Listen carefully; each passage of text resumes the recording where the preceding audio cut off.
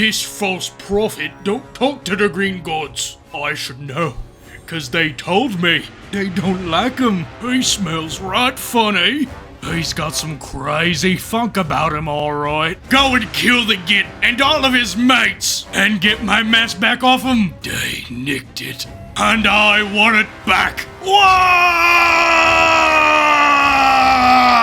Listen, man, you've been calling me at 1 a.m. in the morning, screaming about this for a week, and I don't want to be rude or anything, but you're not him. You're not Wurrzag. You're not, okay? You're not. You're human. I don't think you You're get it. not I am him!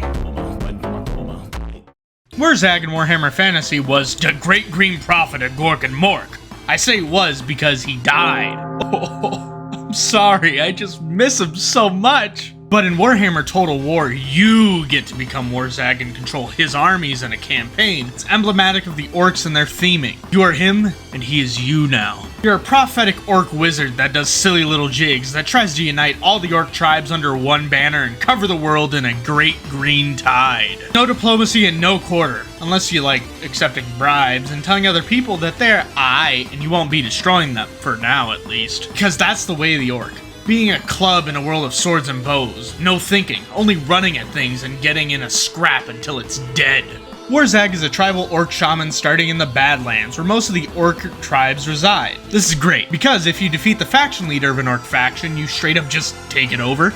Or you could do other stuff, but who cares about that? That's boring. Wurrzag has other perks that make it so he empowers his allies, mainly concentrating around savage orcs, which are about the same physically as a normal orc boy, but have no armor. They do instead have a flat physical damage reduction buff. If they're in Wurzag's army, they're given even more physical resistances. This makes it so they pop off in melee, but they kinda suck against ranged and magic, making them amazing in the early game for rolling through people. They also have ranged and cavalry variants that kind of change too, with them not having much armor but still being very good in a fight. Wurrzag has some magics that he can use to destroy the battlefield, so I'll just teach you about it on the way. Turn 1 sets the pace of your playthrough, having you fight 2 battles in 1 turn without any replenishments. See this idiot right here? Yeah, this idiot? Yeah. Return him to his base elements. Fight him in a normal field battle and... Hey buddy, what you doing? Don't march on him with your army. Use Wurrzag, King.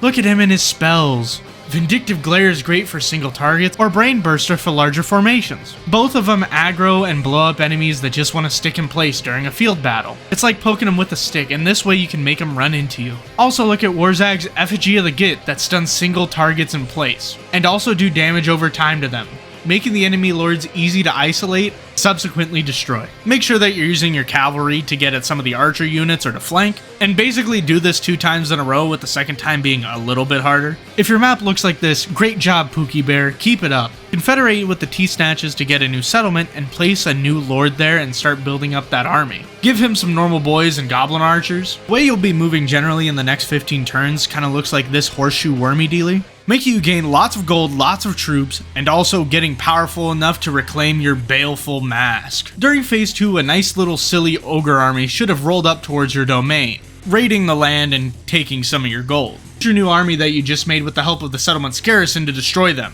and set Wurrzag close to them. He won't be able to fully get there because he has stubby little legs, and he's kinda slow even after you give him his plus 10 campaign range from his first level up. Move your new army over to the west border while you give Wurrzag some more savage boys. Turn 3 and 4 are just disgustingly boring, with you moving Wurrzag over to the ogre encampment while you build up both of your armies, till magic turn 4, where you finally get to destroy those ogres, bullying them and pushing them into the dirt.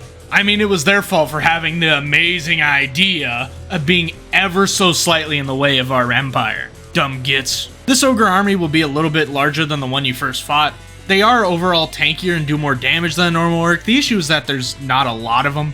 So if you just get the power of the jump and get your boys to mob on them, they'll fall under your superior intellect, overwhelming these idiotic ogres. Flank them with cavalry or sandwich them in their little fort, and that's another enemy down. For this, build more troops on either Wurrzag or the other army, whichever needs to be filled. And don't worry about your money even if it goes into the red, because you will be having enough money to spend on units, upgrades, and everything else as long as you're a true green orc and raid constantly. Just keep that war economy going. this point, Wurrzag is battled enough and honed is skilled enough to be given the cream of the crop, death personified and channeled into one spell, the Foot of Gork. Now I am become death, the destroyer of worlds. No, that shouldn't be legal. Look at how much damage that did with one spell. We shouldn't have this, but we do.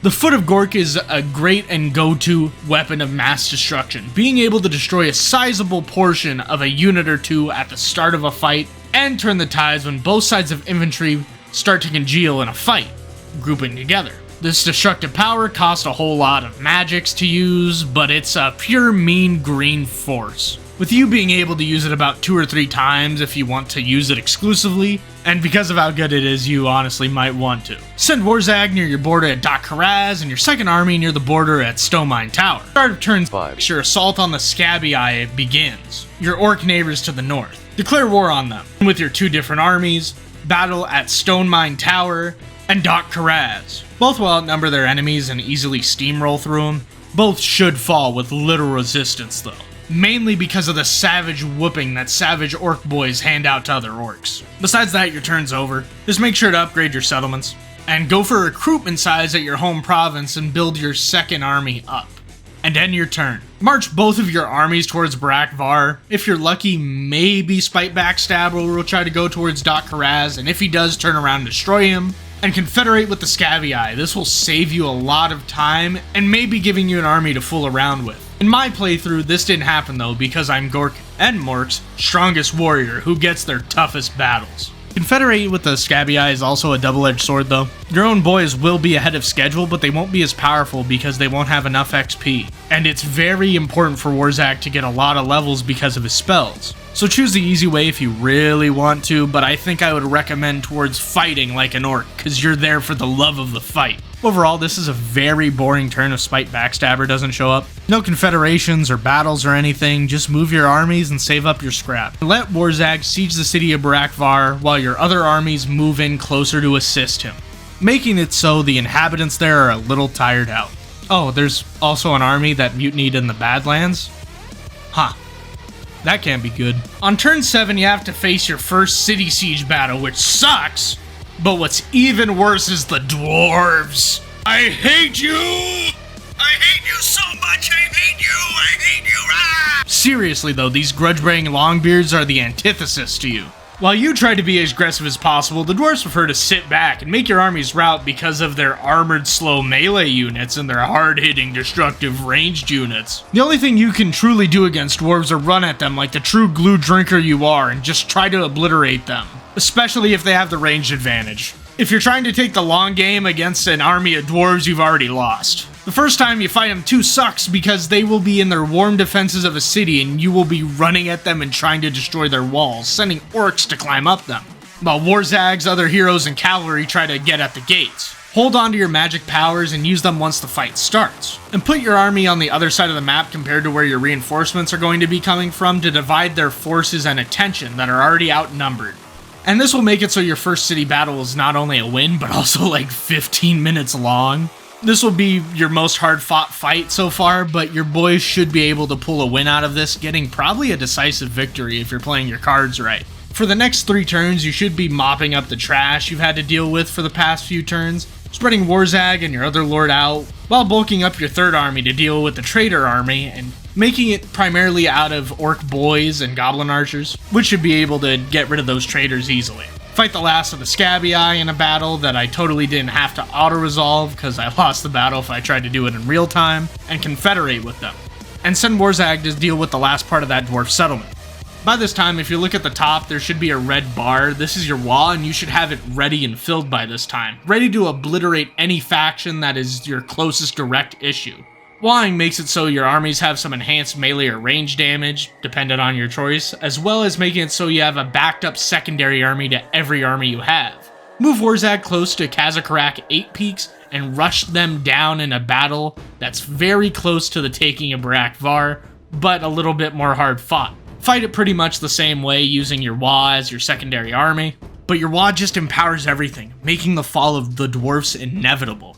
Oh, and Spleen Rip is supposed to be here. During this time, you can move your other armies kind of around.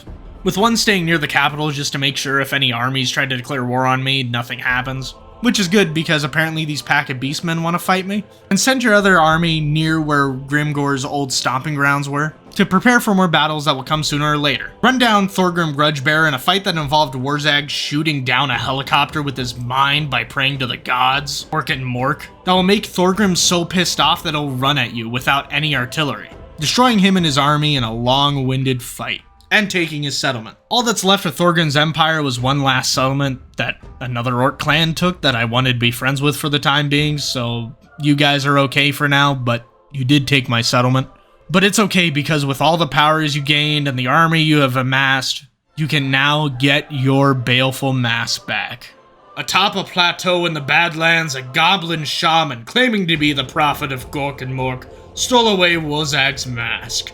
Wurrzag, full of hate, usually would rush straight at the goblin and his artillery, something that the cunning goblin would want us to do, but we's are cunningly brutal boys, cause you can just walk to the left side of the plateau and attack that coward with Wurrzag, having your troops stand back, because an artillery and cavalry reinforcement from the sneaky gobos show up and are subsequently dealt with, being jumped on and crumped by the boys. This causes our adversary to panic and go downhill to fight us, pelting Wurrzag with doom divers and arrows, as Wurrzag commands the foot of Gork to stomp out the forces that try to fight his infantry and archers. The archers fire into the mosh pit of violence and at the other archers, making the army break and run.